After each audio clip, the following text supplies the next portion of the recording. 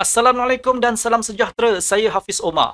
Reaksi mata wang Eropah terhadap keputusan dasar moneteri Bank Pusat Eropah ECB agak ketara.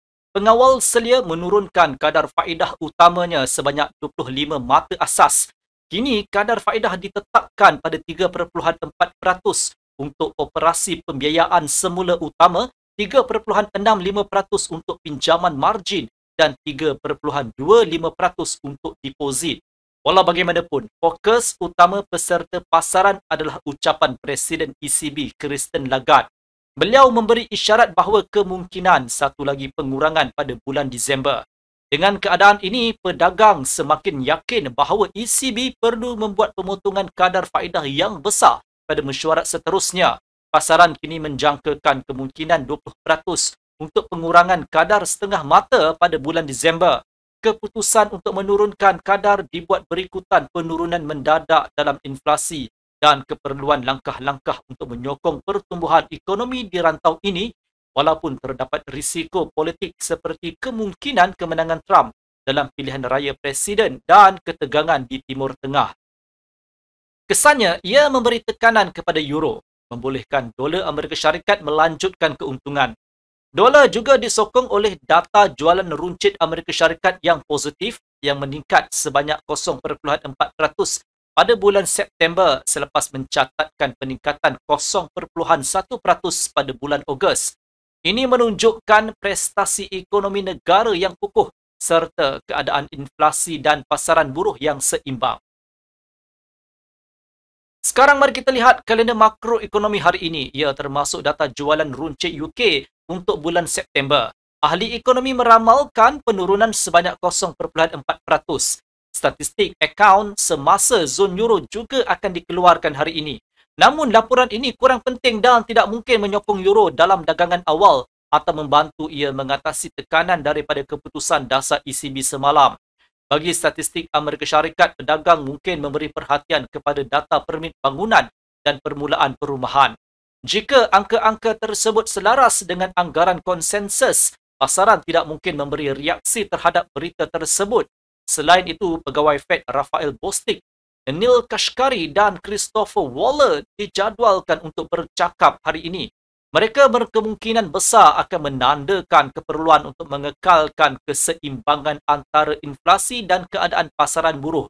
Komen yang berhati-hati daripada penggubal dasar dijangka akan meningkatkan permintaan untuk dolar Amerika Syarikat, memberikan lebih banyak tekanan kepada euro dan pound British.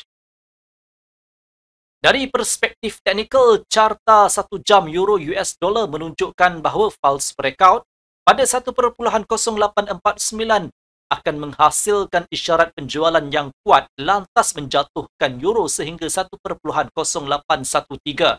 Jika harga melepasi dan menguji tahap ini dari bawah, jumlah posisi penjualan akan meningkat dengan mata wang Eropah merosot sehingga 1.0783, 1.0761 dan bahkan 1.0738.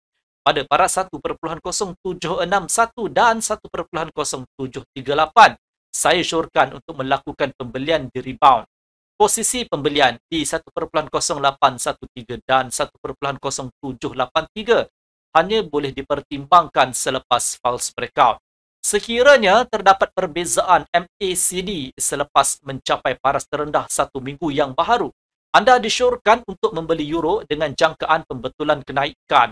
Dalam senario kenaikan, jika harga melepasi dan kukuh di atas 1.0849, euro mungkin akan menguat, menebus kerugian semalam dan menghampiri tahap 1.0882 dan mungkin 1.0915. Pada paras ini, pedagang disarankan untuk membuka posisi penjualan di rebound dengan jangkaan pembetulan intraday sebanyak 30 sehingga ke 35 pips. Penjualan di 1.0882 dan 1.0849 hanya relevan selepas pada false breakout. Berkenaan mata wang British, pembeli berjaya melindungi paras terendah sebulan semalam. Ini membuka jalan bagi pembetulan kenaikan kepada paras 1.3031. Jika harga melepasi dan kukuh di atas paras ini disebabkan data jualan runcit UK yang positif, isyarat pembelian akan dihasilkan Dengan sterling meningkat sehingga 1.3082. Pada paras ini, saya syorkan untuk membuka posisi penjualan pada false breakout. Penjualan di rebound boleh dipertimbangkan di 1.3131 dengan jangkaan pergerakan 35 sehingga ke 40 pips.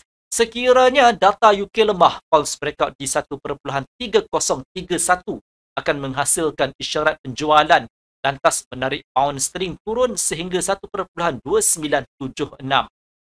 Penembusannya akan menambah tekanan penjualan dan membuka jalan sehingga 1.2941 dan 1.2911.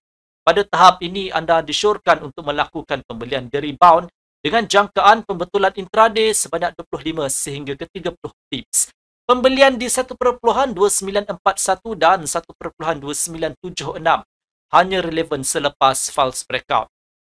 Sekian video analisis dari saya, Hafiz Omar, dan semoga berjumpa lagi.